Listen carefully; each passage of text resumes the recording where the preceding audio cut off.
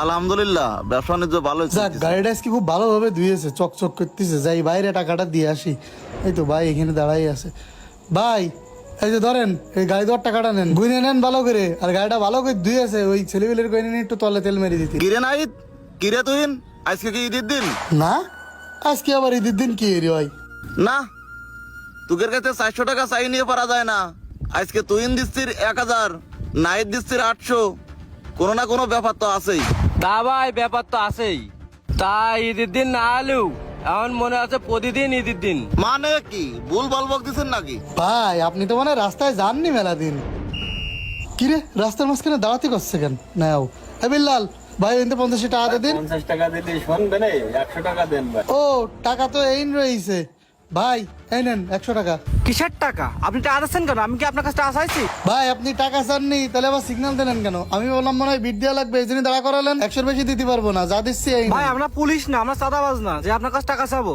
আমরা স্টুডেন্ট, আপনার seat belt বান্ধা আছে কিনা তাই দেখার জন্য দাঁড় করেছি। ভাই আমি গাড়ি যতদিনই চালাই প্রতিদিন সিট বেল্ট বেঁধে চালাই। আইন মেনে গাড়ি চালাবেন আর ওই দাগের বাড়ি যাবেন না। আচ্ছা ঠিক আছে, সমস্যা নেই। তবে ছোট ভাই, আজকে গাড়ি চালানোর এই বয়সে ঢাকার থেকে ঘুরে এসে এই প্রথম মনটা খুব ভালো লাগতেছে। কারণ রাস্তায় কোনো জায়গায় চাঁদা দেওয়া লাগেনি, কোনো অসৎ পুলিশে বিট দেওয়া লাগেনি। আপনাদের ভালো রাখার জন্য আজ আমাদের স্টুডেন্টের আত্মত্যাগ। হ্যাঁ ভাই, তোমাদের এই উদ্যোগে আমরা স্যালুট করি। আমরা মোটর গাড়ি ডিপার্টমেন্টে যারা আছি অনেকটা শান্তিতে আছি এখন। ঠিক আছে ভাই, দৌড় রইলো, সাবধানে গাড়ি চালাবেন, সাবধানে থাকেন।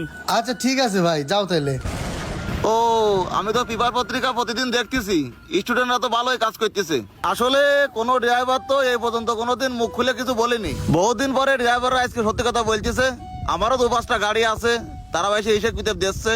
তা আগের তুলনায় তারাও হ্যাপি, আমিও হ্যাপি।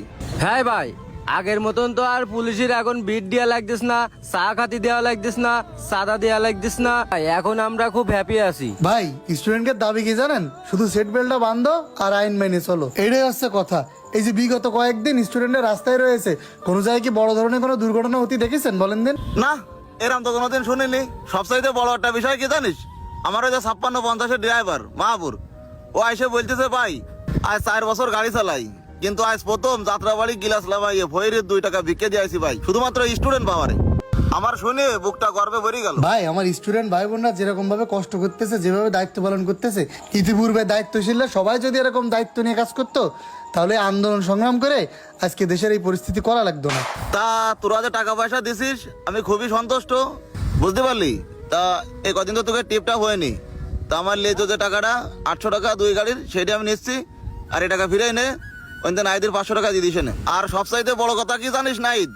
স্টুডেন্টরা যে কায়দায় নিয়ম শৃঙ্খলা ভাবে তোকে চলতে বলতেছে, তোরা সেই কায়দায় ড্রাইভাররা নিয়ম শৃঙ্খলা ভাবে চল, দেখবি দেশটা খুব সুন্দর ভাবে চলবে। হ্যাঁ ভাই, আমিও সেটাই করছি। আমরা যদি শান্তি শৃঙ্খল ভাবে না চলি, তাহলে কি দৈনিক দৈনিক স্টুডেন্টরা লেখাপড়া বাদ দিতে এসে রাস্তায় ট্রাফিকের দায়িত্ব পালন করবে?